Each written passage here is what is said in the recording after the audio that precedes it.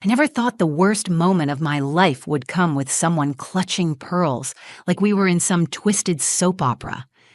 I was sitting there, still in black from the funeral, at a long, polished mahogany table in my uncle's law office. The air was stale, like old paper and secrets. Vivienne, my father's wife, his second wife, sat across from me, her back straight, lips pressed tight in that perfect little smug smile she always wore like jewelry. The lawyer, my Uncle Martin, was reading the will. His voice was flat, emotionless like he'd done this 1,000 times, but I only heard fragments, words like estate, primary beneficiary, transferred assets. Each time he said her name, Vivienne Brooks, something inside me twisted tighter. Our house, my father's business, the silver cufflinks he wore to my high school graduation, even the baby grand piano in the corner of our living room, the one my mom used to play before cancer took her away. All of it. Hers. I didn't even blink. I couldn't. My body had gone cold, like my blood stopped moving. My hands were folded in my lap, and I remember gripping the edge of my black dress so tightly my knuckles turned white. Vivienne's hand flew to her chest as the last asset was named. She clutched her pearls so dramatically, I almost laughed. But nothing about this was funny. Her fingers curled tightly around the necklace, and she turned her head toward me with this look. Not pity, not kindness, just satisfaction, like she had won some kind of prize. Then she leaned toward me, just slightly, and whispered low enough that only I could hear. "You weren't really his child anyway." The words were like ice water down my spine. My ears rang. My mouth went dry. I could hear my own heartbeat louder than anything else in that room. Did she just... I blinked at her, frozen. My stomach dropped so hard it made me nauseous. Was she lying? Or was that the truth? Had my entire life been... fake? I wanted to scream. I wanted to grab something, anything, and demand answers. But I sat there. Number betrayed. My mind was racing in 1,000 directions, but my body wouldn't move. Why would she say that? Why now? Would my father know? I glanced at Uncle Martin. His eyes flicked to mine for just a second, but he looked away almost immediately. His face was unreadable, but I caught the hesitation. The flicker of something... discomfort? Guilt? Behind him, the wall clock ticked. Tick, tick, tick. It was so loud all of a sudden, each second scraping across my nerves. Vivienne turned away, calm and collected, like she hadn't just dropped a bomb in my lap. Her perfectly manicured hands smoothed down her skirt, and she crossed her legs with grace that made my skin crawl. I should have said something. I should have screamed, "You're lying," or "How dare you?" But the words were stuck in my throat, choking me. And then I remembered. The envelope in my bag, the sealed DNA test, and the second will, dated just days before my father died. It was like a match had been struck inside me, cutting through the fog of shock. I took a slow breath. My fingers reached down under the table, brushing the leather strap of my bag. Not yet, I told myself. Let her talk, let her feel safe. She had no idea what I was holding, but in just a few minutes, everything would change. And her face, that smug little smile, it wouldn't be there anymore. Before that moment, before the pearls, before the whisper, I honestly thought the hardest part of losing my dad was already behind me. His name was Douglas Brooks. To the world, he was a respected architect, the man behind half the buildings downtown. But to me, he was the man who made pancakes every Saturday and drove 20 minutes out of the way just to pick me up from ballet when Mom was too sick to get out of bed. He was my dad, my only parent for most of my life. My mom, Lila, died when I was 9. Ovarian cancer. It tore through her like wildfire. One day she was playing the piano in the living room, and a few months later, I was staring at a closed casket with my tiny hand in his. From that day on, it was just the two of us. He didn't always know what he was doing, and I think a part of him never stopped grieving. But he tried. He made school lunches badly, forgot picture day more than once, and rarely knew how to do a braid that didn't look like a bird's nest. But he was present. He was there. He was mine. So, yeah, when he met Vivienne 4 years ago, I wasn't exactly thrilled. She was polished in a way that didn't quite fit our lives, always wearing cream-colored blouses and expensive perfume. She smiled a lot, but never at me. Not really. My dad thought she was elegant and kind. I thought she was rehearsed. Still, he seemed happy. And after everything he'd done for me, I didn't want to stand in the way, so I played nice. I clapped at the wedding, even wore the awful sage green bridesmaid dress. I gave her a chance, but I never stopped feeling like a guest in my own house after she moved in. Things shifted, slowly at first. She'd accidentally throw out things that belonged to my mom. Photos went missing. Her perfume started lingering on my dad's jackets. He spent more time at work, less time calling. I told myself it was just life, change. He deserved love again, didn't he? But the distance between us grew like a crack in a wall, small at first, then suddenly wide enough to walk through without noticing. I moved out 2 years ago and started my own life, apartment, job, friends. But I always thought deep down he'd be there, that he wanted to be there, until the call. A heart attack, out of nowhere. He was gone before I got to the hospital. I never got to say goodbye, never got to ask the questions I didn't know I'd been carrying. At the funeral, Vivian stood front and center in designer black, dabbing her eyes like a grieving widow from a movie. I barely spoke to her. She didn't even look at me. Everyone kept saying the same thing. He was so proud of you. He loved you so much. He talked about you all the time. But something didn't sit right. I felt hollow, disconnected. And then, a week later, I got a manila envelope in the mail. No return address. Inside was a single sheet of paper, my father's signature at the bottom, dated 2 days before he died. It said there had been a new will, and with it, a sealed envelope, a DNA test. That was the moment everything turned. That was when the questions began. Real, heavy ones. Why would he test me? What had he heard? Who had told him to doubt something so fundamental? I kept the envelope sealed for days, weeks. But now, sitting across from the woman who just told me I wasn't his daughter, I knew why he did it. He had known something was wrong. And somewhere, even in his final days, he tried to make it right. The silence after she said it, "You weren't really his child anyway," felt like a landslide in my chest. I sat frozen, staring straight ahead, trying to pretend I hadn't heard it. But I had. Every syllable echoed in my skull like a scream in an empty room. Uncle Martin cleared his throat and shuffled the remaining pages of the will, acting like nothing had happened. But I could see it. His hands weren't steady anymore. He didn't look at me. Not once. That alone made my stomach twist tighter. Vivian leaned back in her chair, crossing one leg over the other, and started examining her nails. Calm, collected. The picture of someone who thought she'd just won. She didn't need to say anything else. She'd already planted the seed, and she knew it would grow fast. And it did.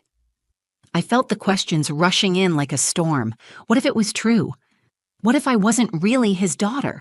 What if that test in my bag, sealed, unopened, terrifying, confirmed it? And if I wasn't his, then what was I? The warmth drained from my limbs, replaced by a numb, sick cold. My eyes stung, but I didn't dare blink. I wouldn't let her see me fall apart. Not her, not here. Vivian always had a way of making you feel small without ever raising her voice. I used to think it was just me being paranoid, but now I could see it clearly. This was planned, or at least well practiced, like she'd been waiting for this moment. As Uncle Martin folded the will and cleared his throat, I finally moved. I sat up straighter, adjusted the hem of my coat, and let my fingers brush against the leather strap of my bag again. Just to feel it. Just to remind myself the truth was in there. But still, I hesitated, because part of me wondered, what if opening that envelope made it worse? I glanced at Grandfather Henry. He sat at the end of the table, stooped with age, his eyes watery but sharp. His cane rested against his leg. He had barely spoken since we arrived. Now he looked right at me. "Calla," he said softly, "are you all right?" That cracked something inside me. I looked at him, this man who had held me on his knee as a child, who once slipped me $20 bills with a wink and said, "Don't tell your dad." "I don't know," I said. My voice was barely there.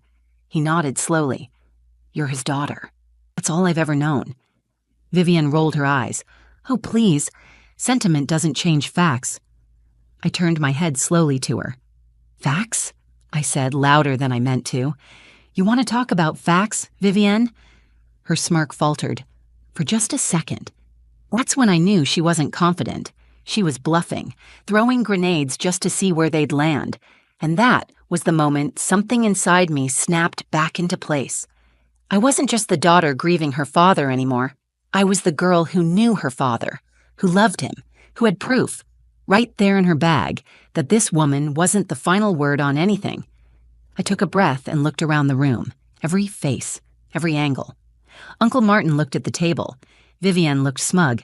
My grandfather looked like he'd seen enough, and I knew it wasn't time to open the envelope yet. Not quite. I wanted her to speak more, to dig her hole just a little deeper. So I let her sit in her moment of victory while underneath the table I slowly slid the envelope into my lap. Not now, but soon. The truth was coming, and when it did, I wouldn't be the one trembling. It's strange how a single moment can change your posture, your breath, your whole sense of self. Just minutes before, I'd felt like a child again, small, powerless, like I was shrinking into that chair, into silence, like maybe if I stayed quiet long enough, none of this would be real. But now, I wasn't shrinking anymore. That envelope in my lap, it felt like fire, not burning me, but warming something I thought had gone cold, like a little pilot light coming back on, something steady. Vivienne was still talking, something about how Douglas, my dad, came to terms with things before the end. Her voice had taken on this artificial sadness, the kind people use when they're performing grief instead of feeling it. I didn't respond. I just sat there, letting her monologue continue like it was theater. But inside, I was rewinding everything, piecing together the last conversation I had with my father. It was a rainy Thursday, 2 weeks before he died. I remember because he'd shown up at my apartment unannounced, dripping wet, clutching a coffee for me and nothing for himself. He looked tired, older somehow, but his eyes were softer than I'd seen in years. He sat on my couch, soaked jeans and all, and told me he'd been having doubts about everything. Not about me, he said, never about me, but about things Vivienne had been saying, whispers, rumors, the way she'd pushed him to revise his will and told him to be realistic about his legacy. Then he said the words that broke me and saved me all at once. I need to know for sure. Not for me. For you. That was the day we did the test. Quietly. Privately. No one knew. He swabbed. I swabbed. I paid to have it sent off myself. He told me he'd handle the rest. And then, just like that, he was gone. I hadn't even opened the envelope when it arrived. The grief had swallowed me whole. But inside that package was something else, tucked behind the test results, folded once, with his signature at the bottom, a second will. It wasn't written in legal jargon, just typed, dated, and signed, with 2 witness names at the bottom. One of them was Uncle Martin. At first, I thought it had to be fake, wishful thinking, but it was real. Martin had notarized it himself the same day the DNA results were finalized. That version? It told a very different story. He'd left the house to me, his business to be split between me and grandfather Henry, the piano, my mother's piano, specifically to me. Vivienne would get a summer cottage in Vermont, a few bonds, and a conditional trust based on future conduct. He'd seen her, finally, and he tried, maybe too late, maybe not, to make it right. So as she sat there now, spitting venom and twisting history like she was entitled to it, I decided something. I wasn't going to let her own this story. Not anymore. I glanced at Uncle Martin. He met my eyes. There was something in his expression. Quiet understanding. Maybe even guilt. But he gave me the smallest nod. I knew what it meant. He'd waited for me to be ready. So I reached into my lap and set the envelope on the table. Slowly, deliberately. Right between the polished crystal water pitcher and the untouched coffee cups. Vivienne paused mid-sentence. Her eyes dropped to the envelope and her lips parted ever so slightly. I said nothing. Not yet. Let it sit there. Let the silence return. Let her stew in the moment before the storm, because everything she thought she'd won was about to slip right through her fingers. The second I laid the envelope on the table, everything changed. Vivienne's eyes locked onto it like it was a snake about to strike. Her fingers curled slightly against the arm of the chair, nails pressing into the leather. She didn't speak. Not yet. But her silence was loud. Uncle Martin looked at me, really looked at me, and I could see something shift in his posture. He leaned forward, cleared his throat, and reached for the envelope slowly, as if touching it too fast might ignite something. It kind of did. "What is that?" Vivian asked, her voice sharp, brittle. The pearls around her neck shifted as she straightened, trying to maintain her composure. But there was tension in her jaw. Her fingers twitched. I didn't answer her. I looked at Martin instead. He nodded again, then opened the flap. First, the DNA test. He unfolded it carefully, his brows drawing together as he read. The silence was unbearable, thick and heavy, like it pressed against my chest with every tick of that damned office clock. Tick, tick, tick. Finally, his voice broke the silence. "It's a paternity test between Calla and Douglas." Vivian let out a sarcastic scoff. "Oh, please, now she comes up with a test. Really?" Martin didn't flinch. He turned the paper toward the table, holding it flat. 99.98% match. Douglas is her biological father. I heard the sharp inhale Vivian tried to hide. Her shoulders stiffened. Her mouth opened, but nothing came out.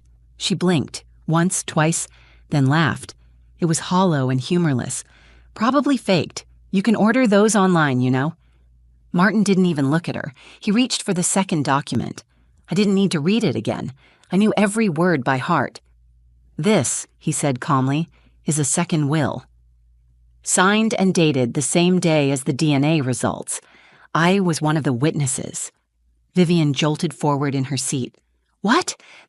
No, that's not possible." She reached for the paper, but Martin held it out of reach, then handed it to his assistant to make copies. "It's legal and supersedes the prior version," he continued, voice firm now. "Douglas changed his wishes based on new information." Vivian's lips trembled. Her skin went pale, like all the blood had drained from her face. The pearls around her neck suddenly looked tight, almost choking her. "This is a setup," she whispered, barely able to get the words out. "This is a betrayal. He loved me." Martin didn't respond. He didn't have to. The document spoke louder than any of us could. I didn't gloat. I didn't smile. I just watched her unravel in slow motion. This woman who had spent the last few years trying to erase my existence, now panicking as hers crumbled. She looked at me, eyes burning. "You manipulated him." I met her gaze without blinking. Number I just let the truth speak. Vivian stood up, shaking, the chair legs screeching against the floor. She looked around the room, desperate for someone, anyone, to come to her defense. But no one did. Not Uncle Martin, not Grandfather Henry, who sat watching with quiet, proud eyes, not even her own reflection in the glass-framed photos on the wall. She stormed out without another word. Her heels clicked down the hall like a metronome marking the final beat of a song she thought she was conducting. And just like that, it was over. The room fell quiet again, the kind of quiet that doesn't ache anymore, but heals. I exhaled for the first time in what felt like years. I hadn't just defended my father's legacy. I had reclaimed my own. The funny thing about truth is that it doesn't always roar when it arrives. Sometimes it just sits quietly in the room with you, settling into your bones, letting you exhale. Finally. That's how I felt as I walked out of Uncle Martin's office that day. Not triumphant, not victorious, just steady. Like for the first time in a long time, I was standing on ground that belonged to me. A few days later, I went back to the house. My house now. It was still exactly as I remembered. The ivy crawling up the porch railings, the loose floorboard on the third step, the scent of old wood and the faint trace of my father's aftershave lingering in the air, like he'd only just left the room.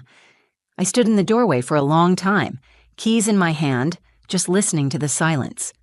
It didn't feel empty anymore. It felt like coming home. I walked slowly through each room, letting the memories wash over me.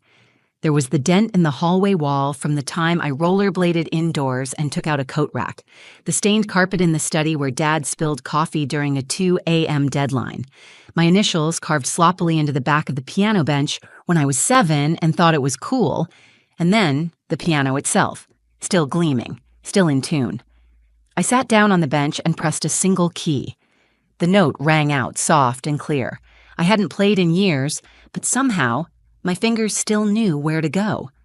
I started playing one of the songs my mother used to love. I could almost hear her humming along, and I cried. Not the broken, heavy sobs I'd been carrying. These tears were something else, lighter, cleansing. I wasn't just mourning anymore. I was remembering, reclaiming, and letting go. Vivian tried to reach out a week later, a single text. We need to talk. I deserve a conversation. I stared at the screen for a long moment before deleting it without replying. She didn't deserve any more of my time. My father had made his decision, twice, and I had made mine. He wasn't perfect. He doubted. He delayed. He left some things unsaid until it was nearly too late. But in the end, he chose me.